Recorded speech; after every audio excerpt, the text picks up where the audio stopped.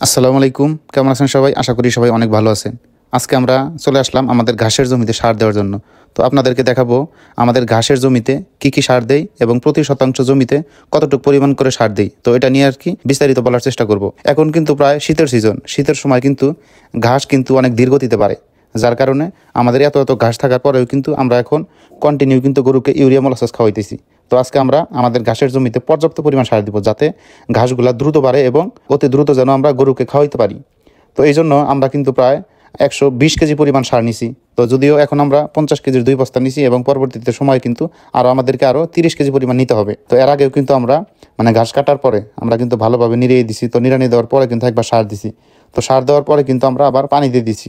তো এখন যেহেতু শীতকাল, তাই কিন্তু ঘাস অনেক ধীর গতিতে বাড়ে। তো এখন আবার কিন্তু পুনরায় সার দিতে হবে। ফলন কম হলেও কিন্তু বা পরিশ্রম একটু বেশি হলেও, খরচ একটু বেশি হলেও কিন্তু ঘাসের পরিচর্যা কিন্তু আমরা কমতি রাখি না। তো আমরা কিন্তু এর আগে প্রথমবার যখন সার দিয়েছি, তখন কিন্তু আমরা প্রতি শতাংশ জমিতে প্রায় 1 কেজি পরিমাণ ইউরিয়া এবং প্রতি 5 শতাংশ জমির জন্য 1 কেজি পরিমাণ ম্যাগনেসিয়াম সার কিন্তু আমরা এই দুটো একত্রে ভালোভাবে মিক্সার করে কিন্তু আমরা প্রতি শতাংশ জমিতে দিয়ে দিছি। তো আজকে আমরা চিন্তা ভাবনা করতেছি যে আজকে আমরা আমাদের প্রতি শতাংশ জমিতে প্রায় 1.5 কেজি করে সার দিব। যেহেতু এখন শীতকাল, তো ঘাস কিন্তু তেমন বড় হইতেছে না, আর আমাদের কিন্তু ঘাসের এখন একটু সংকট হইতেছে। কিছুদিন পর থেকে কিন্তু আর আমাদের ঘাসের অভাব হবে না। তো এখানে আমরা সাধারণত 2 ধরনের সার ব্যবহার করতেছি। তো প্রথমত হচ্ছে আমরা ইউরিয়া সার। হয়তো ইউরিয়া সারটা অনেকে চেনেন, সাদা যে দানা আকারে যে সারটা থাকে, এটাই কিন্তু ইউরিয়া সার। তো এই ইউরিয়া সার কিন্তু সারের দোকানগুলো আছে, প্রায় সব দোকানে কিন্তু এই ধরনের সার আছে। তো এই ইউরিয়া সারের সাথে কিন্তু এসিআই কোম্পানির যে ম্যাক্স সার আছে, তো এইটা কিন্তু আমরা ব্যবহার করতেছি। তো এটা এখন আমরা প্রতি শতাংশ জমিতে 1.5 কেজি পরিমাণ ইউরিয়া সার দিব এবং প্রতি 4 শতাংশ জমিতে 1 কেজি পরিমাণ ম্যাগনেসিয়াম দিব। তো এই দুইটা একত্রে কিন্তু দেখছেন আমি কিন্তু ভালোভাবে মিক্সার করতেছি। তো ভালোভাবে মিক্সার করার পরে কিন্তু আপনাকে 2 দফায় সার দিতে হবে। প্রথম দফায় ভালোভাবে কিন্তু আমরা এক দফা দিয়ে গেছি। তো আবার কিন্তু আড়াআড়িভাবে, একবার হয়তো লম্বা আড়াআড়িভাবে দিছি, আবার কিন্তু প্রস্তর দিকে আড়াআড়িভাবে কিন্তু দিছি। কারণ 2 বার সার দিলে কিন্তু প্রত্যেক গাছের গোড়ায় গোড়ায় কিন্তু সারগুলা পাবে এবং সার দেওয়ার পরে কিন্তু অবশ্যই আপনাকে পানি দিতে হবে।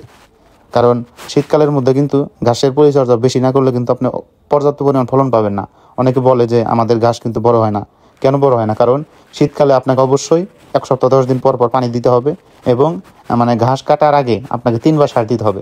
প্রথমত হচ্ছে যখন আপনি ঘাস কাটবেন, ঘাস কাটার পরে যখন নতুন কুশিগুলো বের হবে, তখন আপনাকে 8 থেকে 10 দিন পরে প্রথম দফায় সার দিতে হবে। এরপরে 1 সপ্তাহ 10 দিন পরে যখন ঘাসের বয়স 20 থেকে 25 দিন হবে, তখন কিন্তু আপনাকে দ্বিতীয় দফায় সার দিতে হবে। এবং তৃতীয় দফায় হচ্ছে যখন ঘাসের বয়স 30 থেকে 35 দিন হবে, তখন কিন্তু আপনাকে তৃতীয় দফায় সার দিতে হবে। এভাবে যদি আপনি 3 বার করে সার দেন, তাহলে কিন্তু আপনার ঘাসের পর্যাপ্ত ফলন হবে। কারণ আমরা কিন্তু যদিও গরমের সময় কিন্তু আমরা 2 বার সার দিই এবং কিছু কিছু ক্ষেত্রে কিন্তু আমরা 1 বারও সার দিই। যখন আমাদের পর্যাপ্ত পরিমাণ ঘাস হয়, তখন কিন্তু আমরা 1 বার সার দিই। এখন যেহেতু শীতকালে ঘাসের সংকট, তাই কিন্তু আমরা 3 বার কিন্তু সার দিতেছি, আর হচ্ছে 2 থেকে 3 বার কিন্তু পানি দিতে হবে। তাইলে আপনার পর্যাপ্ত পরিমাণ ঘাস হবে। তো ধন্যবাদ সবাইকে, সবাই ভালো থাকবেন, আমাদের জন্য সবাই দোয়া করবেন। আল্লাহ তাআলা যেন আমাদের ব্যবসা বরকত দান করে। আসসালামু আলাইকুম।